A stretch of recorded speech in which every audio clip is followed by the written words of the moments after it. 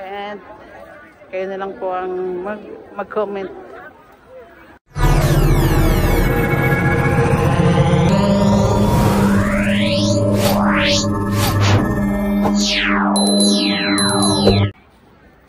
Hello mga kabungis, welcome back again to another vlog. Ito po sa Kusilax Diary.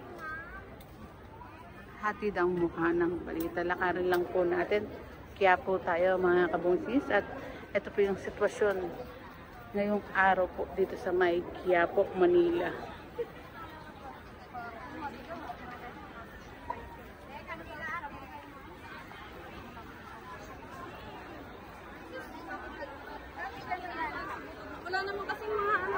Ito mga nakikita ko rin sa mga food vlog, yung mga tindahan ng mga pagkain nga rin po.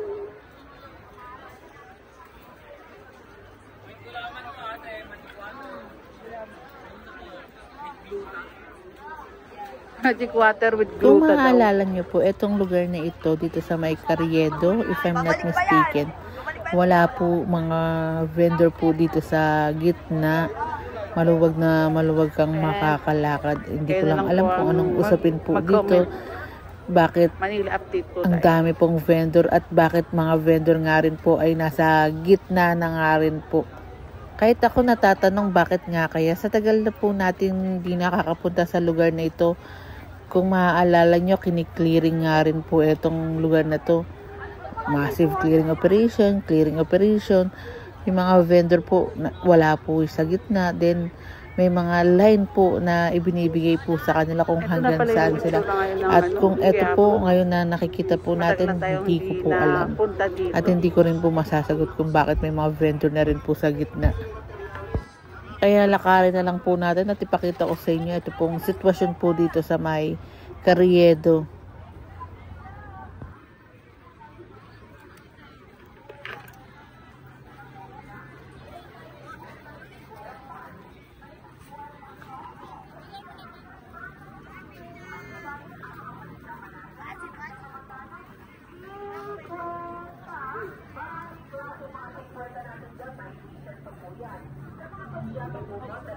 No idea na rin po. Pero in fairness naman po, malinis naman po itong dinadaanan natin. Walang mga basura.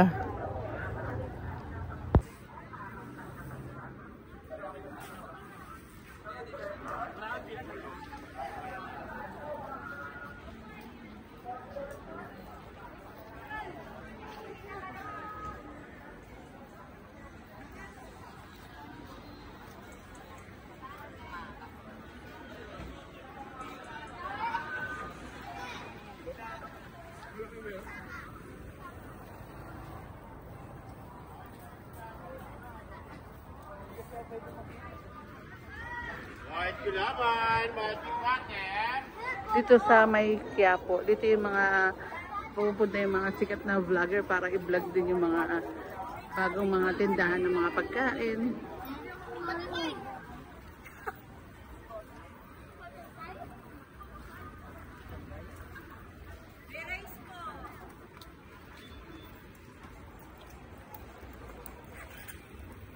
Ang laki na ng pagkaiba ng Quiapo noon at ngayon. Quiapo ng mga panahon ni Yorme.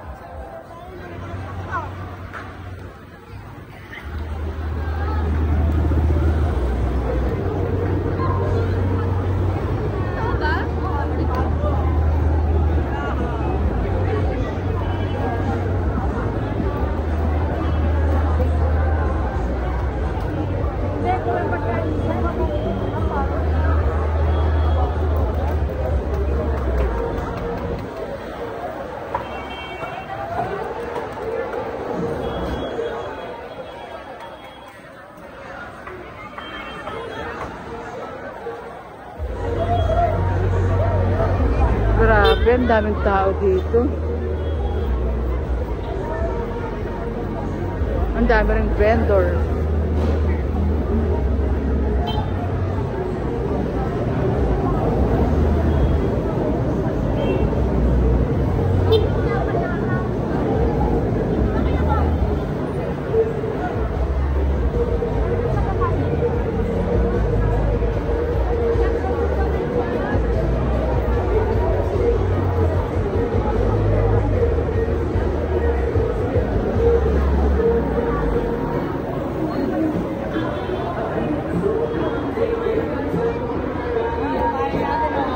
Grabe, ang tagal ko nang hindi napunta dito sa Quiapo. Ito na pala yung sitwasyon ngayon dito sa Quiapo.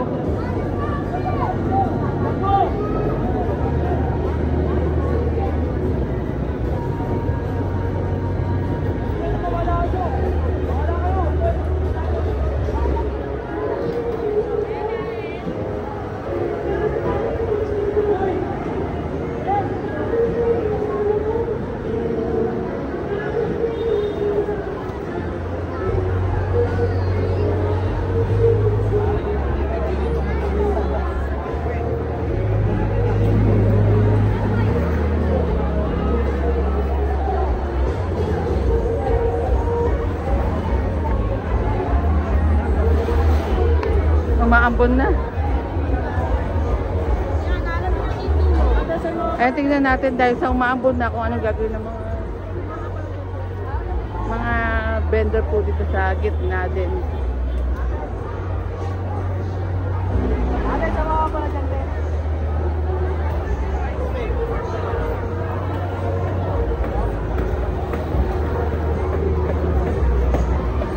Oh.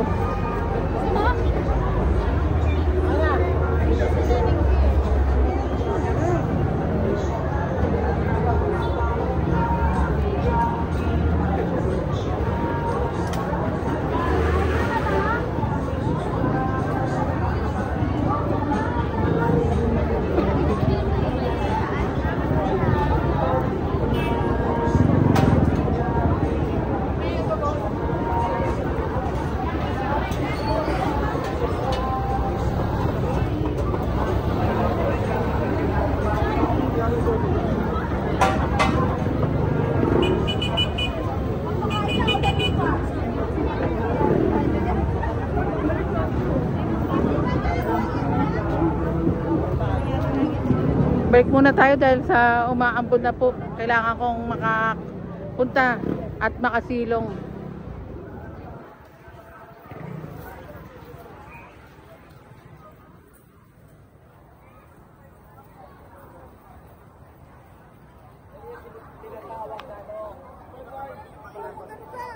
Shucks, ang lakas ng laki ng patak, ah.